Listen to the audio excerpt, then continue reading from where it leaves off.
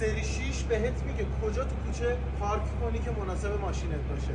بریم ببینیم کجا رو بهمون میگه پارک کنیم تو کوچه. خب بریم ببینیم کدوم قسمت به ما میگه که جا پارک مناسب پارک کنیم. رفقا از این قسمت مشاهده میکنیم اینجا پارک مناسب نیست، این برام مناسب فعلا نیست برای پارک این ماشین. گفته اینجا پارکش مناسبه، بریم که پارک کنیم.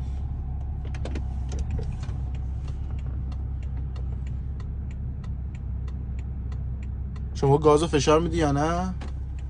خودش فشار میده به صورت کاملا اتوماتیک. اینم از ماشین بغلمون.